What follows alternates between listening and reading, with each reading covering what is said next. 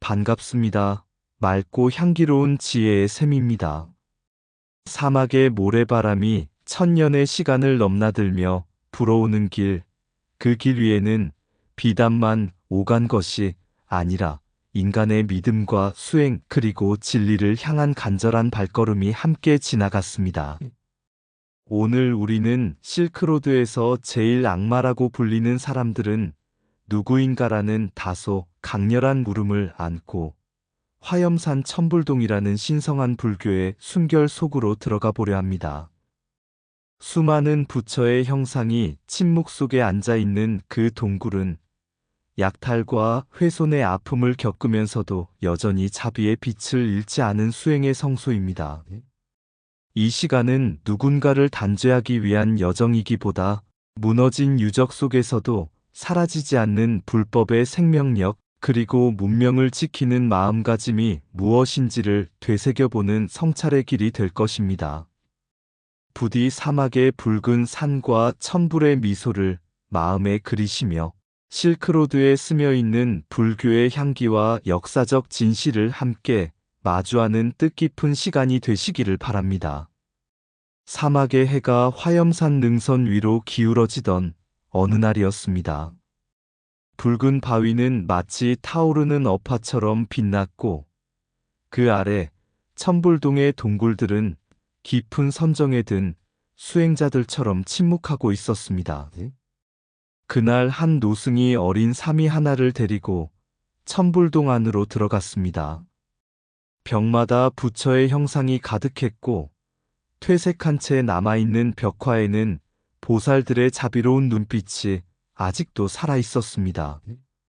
사미는 한참을 둘러보다가 문득 울먹이며 말했습니다. 스님, 어째서 부처님 얼굴이 이렇게 많이 훼손되어 있습니까? 누가 이런 무서운 짓을 한 것입니까? 노승은 한동안 대답하지 않았습니다. 그는 손등으로 벽화를 살며시 쓸어보며 떨어져 나간 부처의 눈 부분을 오래 바라보았습니다. 그리고 조용히 말했습니다. 먼 길에서 온 사람들이 있었다. 그들은 이곳을 신앙의 땅이 아니라 보물의 창고로 보았지. 그래서 불상을 떼어가고 벽화를 잘라가고 경전을 가져갔다. 사람들은 그들을 실크로드의 악마들이라 부르기도 한다. 사미의 얼굴이 굳어졌습니다. 악마라면 벌을 받아야 하지 않습니까? 노승은 고개를 저었습니다. 진짜 악마는 따로 있다. 사미는 놀라 눈을 크게 떴습니다. 따로 있다니요? 노승은 사미의 가슴에 손을 얹었습니다.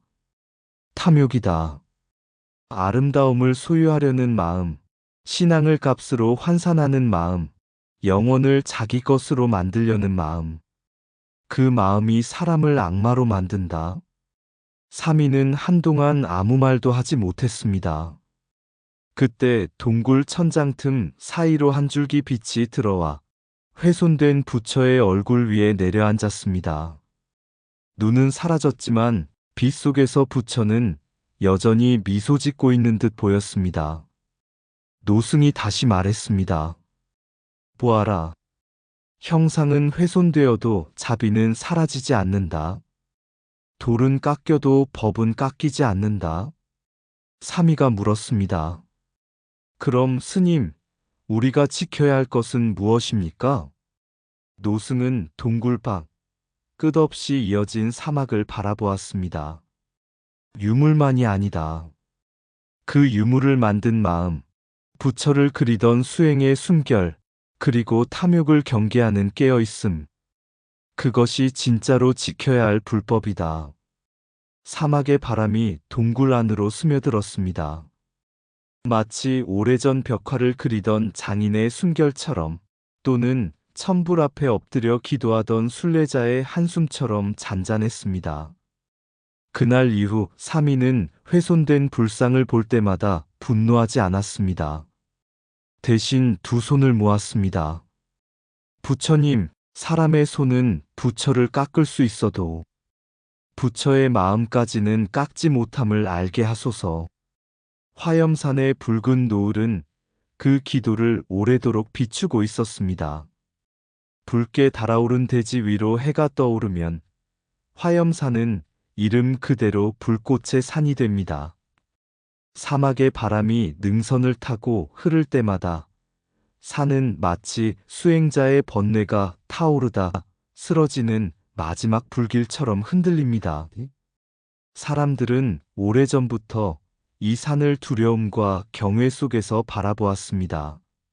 서유기 속에서는 삼장법사와 손오공 일행이 지나야 했던 고난의 불길로 그려졌지만 실제의 화염산은 또 다른 의미의 시험을 품고 있었습니다. 그 시험은 불길을 건너는 육신의 고통이 아니라 사막 속에서도 꺼지지 않는 믿음을 지켜내는 마음의 시험이었습니다. 불길 아래 숨은 불국토, 베제클리크 천불동, 화염산 자락을 따라가다 보면 바위 절벽에 벌집처럼 뚫린 동굴들이 모습을 드러냅니다. 이곳이 바로 베제클리크 천불동, 사막 한복판에 세워진 수행의 성체입니다. 120여 개가 넘는 석굴. 그러나 지금 우리에게 허락된 문은 그중 일부뿐입니다. 세월의 풍화, 약탈의 상처, 그리고 보존을 위한 봉인이 많은 동굴을 침묵 속에 남겨두었습니다. 하지만 몇 개의 동굴만 들어가 보아도 사람들은 곧 깨닫습니다. 이곳이 단순한 유적이 아니라 기도가 굳어 돌이 된 공간이라는 것을. 1000개의 부처, 한마음의 신앙. 동굴벽마다 부처가 앉아 있습니다. 어떤 이는 선정에 들었고, 어떤 이는 설법을 하고 있으며, 어떤 이는 미소로 중생을 바라보고 있습니다. 천불신앙. 수많은 부처를 그려넣은 이유는 장식이 아니었습니다. 끝없이 이어지는 윤회 속에서 어느 생, 어느 순간에라도 중생을 구제하겠다는 서원의 표현이었습니다. 벽화 속 부처들은 서로 다른 얼굴을 하고 있지만 그 눈빛은 하나의 방향을 향합니다. 고통을 건너는 길, 사막의 핀 수행의 꽃. 이곳은 비단길의 교차로였습니다. 상인, 순례자, 승려, 번역가들이 오갔고 경전과 향료, 사상과 예술이 함께 흘렀습니다. 모래 폭풍이 길을 지워도 사람들은 다시 길을 냈습니다. 물이 귀한 땅에서 사람들은 먼저 우물을 파지 않고 동굴을 팠습니다. 목마름보다 먼저 법을 갈망했기 때문입니다. 한 수행자가 벽화를 그리다 쓰러졌다는 기록이 전해집니다. 그는 마지막까지 붓을 놓지 않았고 미완성에 붙여 얼굴 위에 붓이 떨어진 채 생을 마쳤다고 합니다. 사람들이 물었습니다. 왜 이토록 척박한 땅에서 불상을 만들었습니까? 그의 동료 승려가 답했습니다. 고통이 깊은 곳일수록 자비는 더 크게 피어야 하니까. 불길 아래, 침묵 속의 설법. 해질녘이 되면 화염산은 다시 타오릅니다. 붉은 빛이 천불동 입구로 스며들고 동굴 속 부처들의 얼굴을 하나씩 밝힙니다. 그 순간 사람들은 문득 느끼게 됩니다. 이곳의 불길은 파괴의 불이 아니라 번뇌를 태우는 지혜의 불이라는 것을. 그래서 순례자들은 이렇게 속삭였다고 합니다.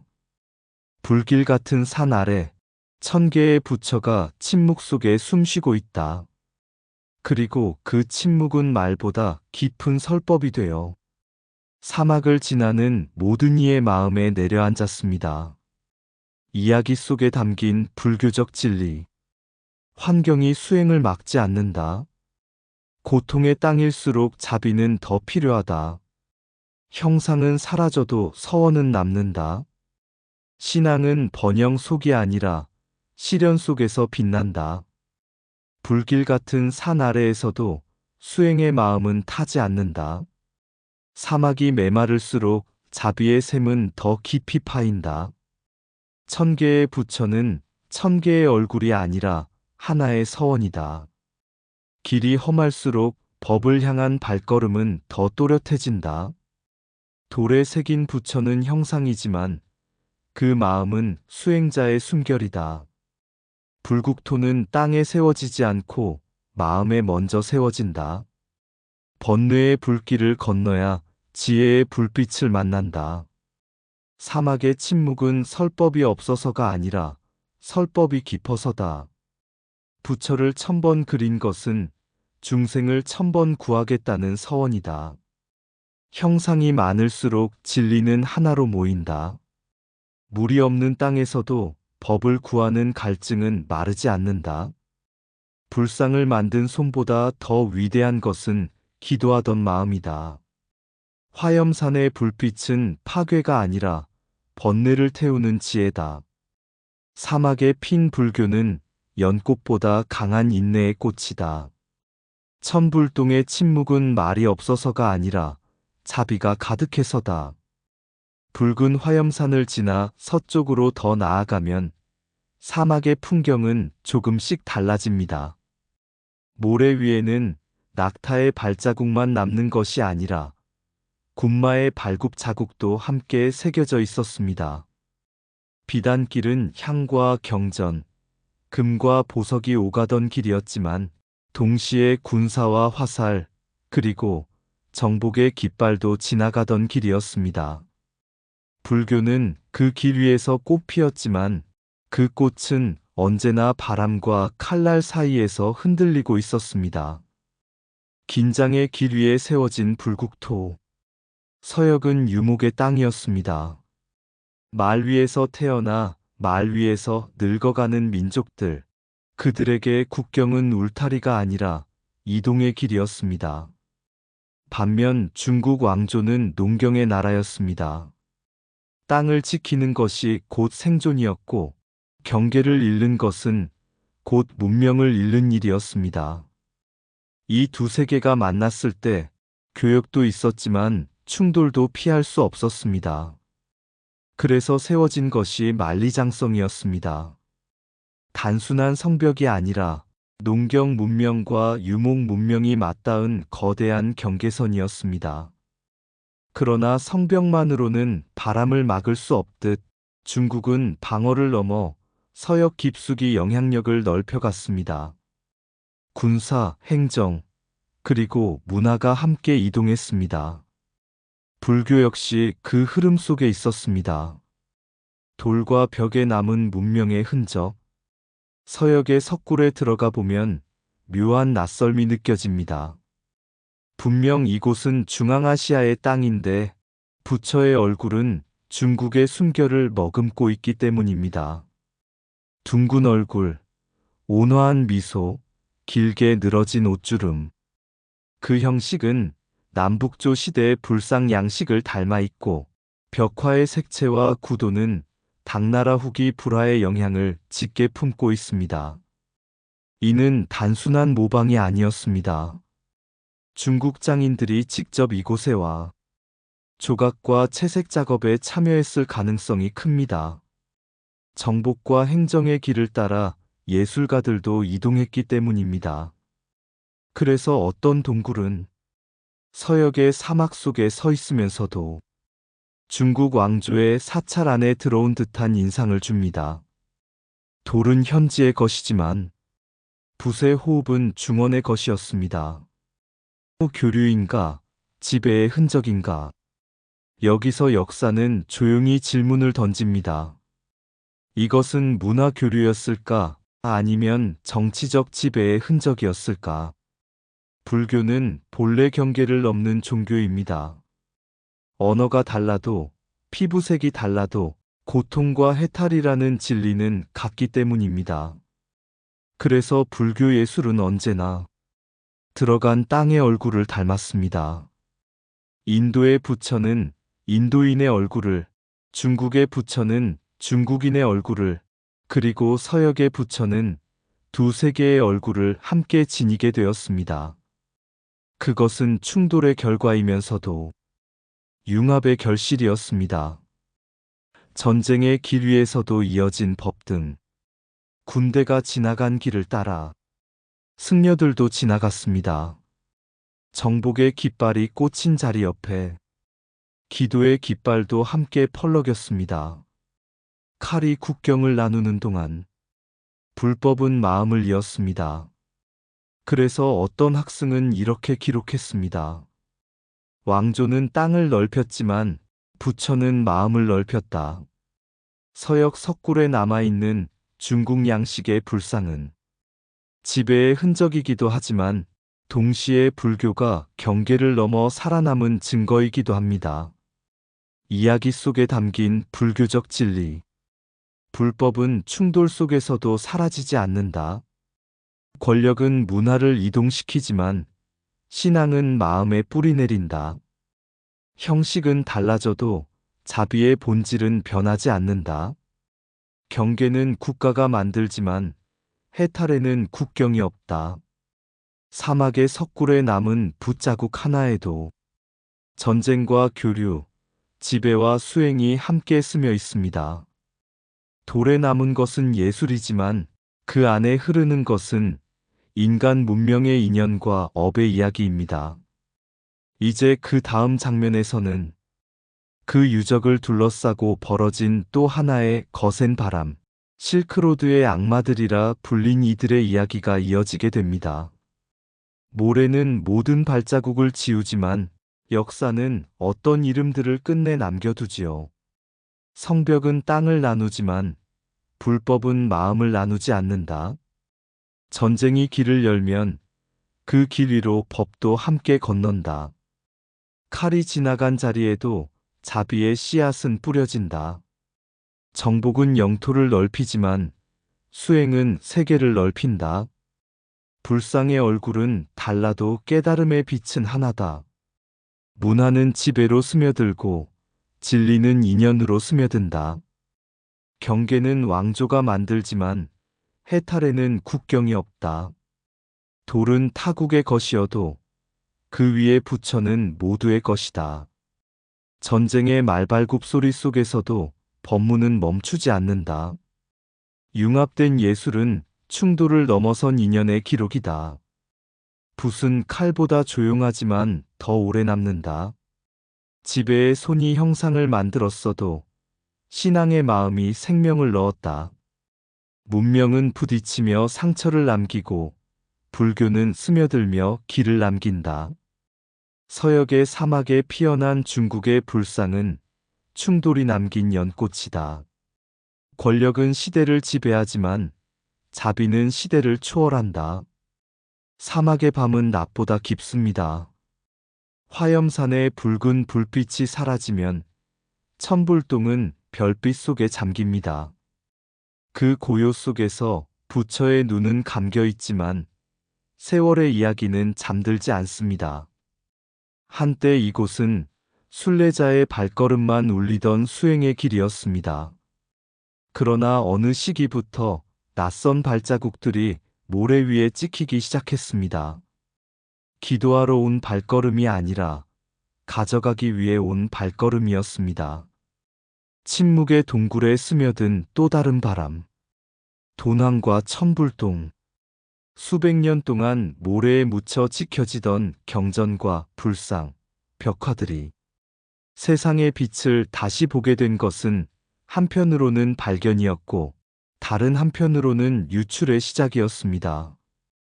영국의 오렐 스타인, 프랑스의 폴 펠리오, 미국의 랭던 워너, 일본의 오타니 탐험대. 그들은 사막을 건너와 봉인된 동굴을 열었고 경전 더미 속에서 인류사의 보물을 찾아냈습니다. 그러나 그 보물들은 그 자리에 머물지 못했습니다. 낙타 등에 실려, 기차에 실려, 배에 실려 유럽과 미국, 일본으로 옮겨졌습니다. 혼란의 시대, 지켜낼 힘을 잃은 땅. 그 시기는 중국이 깊은 혼란에 빠져 있던 때였습니다. 아편전쟁 이후 국력은 무너졌고 지방 통제력은 약해졌으며 변방의 유적을 지킬 여력조차 부족했습니다. 동굴의 승려들은 글을 읽을 줄은 알았지만 조약을 읽을 힘은 없었고 기도는 할 수 있었지만 유물을 지킬 무력은 없었습니다. 그래서 어떤 이는 합법적 거래라 주장했고 어떤 이는 약탈이라 분노했습니다. 학술 탐사인가, 문화 약탈인가? 역사는 지금도 그 질문 위에 서 있습니다. 세계로 흩어진 부처의 조각들. 오늘날 도낭의 경전은 대형 박물관 서고에 잠들어 있고 벽화의 일부는 루브르와 여러 미술관 벽을 장식하고 있으며 천불의 얼굴은 세계 곳곳에 흩어져 있습니다. 아이러니하게도 그 유물들은 그곳에서 더 잘 보존되기도 했습니다. 그래서 또 다른 질문이 따라옵니다. 지켜서 잃은 것인가? 잃어서 지켜진 것인가? 또 분노를 넘어 더 깊은 성찰로 어느 노승이 제자에게 이렇게 말했다고 전해집니다.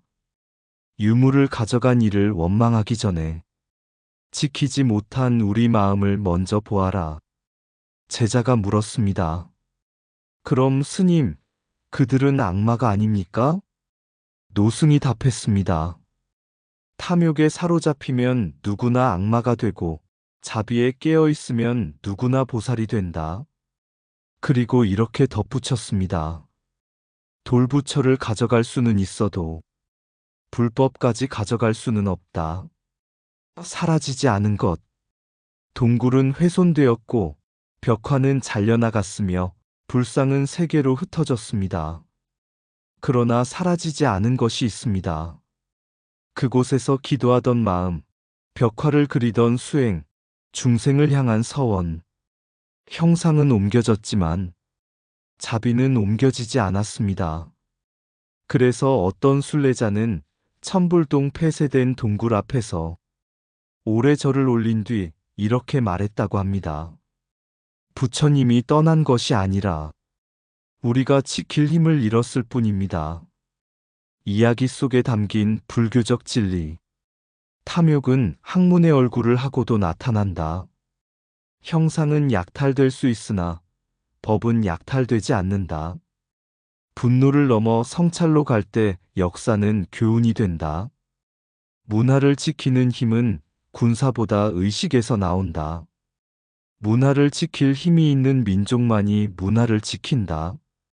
그러나 진리를 지킬 힘은 언제나 깨어있는 한 사람의 마음에서 시작된다. 사막의 밤하늘 아래 흩어진 부처의 얼굴들은 서로 다른 나라에서 잠들어 있지만 그 자비의 시선만은 여전히 하나의 방향을 향하고 있습니다.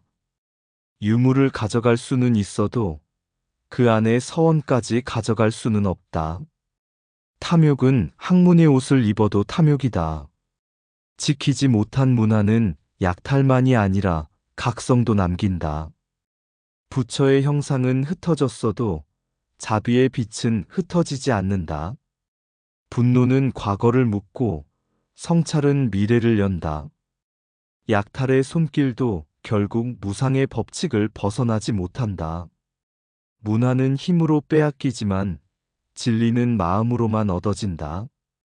경전이 옮겨진 것은 거리였지 가르침이 아니었다. 지킬 힘이 없을 때 문화는 시험을 맞는다. 사라진 유물 앞에서 우리는 소유가 아닌 책임을 배운다.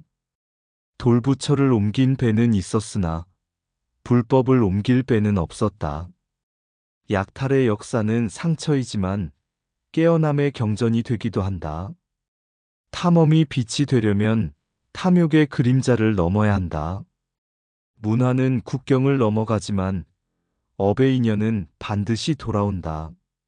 지키는 힘은 무력에서 나오지 않고 깨어있는 의식에서 나온다. 사막의 길은 끝이 없습니다. 눈에 보이는 길은 모래바람에 지워지지만 사람의 발언으로 만들어진 길은 시간 속에 남습니다. 실크로드도 그러했습니다. 비단과 향료, 금과 유리가 오갔던 길이었지만 그보다 더 많이 오간 것은 인간의 욕망과 신앙이었습니다. 어느 날 한 순례자가 화염산을 넘어 천불동 앞에 섰습니다. 그는 수천 리 길을 걸어왔지만 동굴 입구에서 한동안 들어가지 못했습니다. 벽에는 잘려나간 벽화의 흔적이 있었고 불상의 자리에는 비어있는 대자만 남아 있었습니다. 그는 무너진 형상 앞에서 조용히 앉았습니다. 그리고 눈을 감았습니다. 부처님, 이 많은 부처는 어디로 갔습니까? 그때 바람이 동굴 안으로 스며들었습니다. 모래 냄새와 오래된 향 냄새가 함께 섞여 들어왔습니다.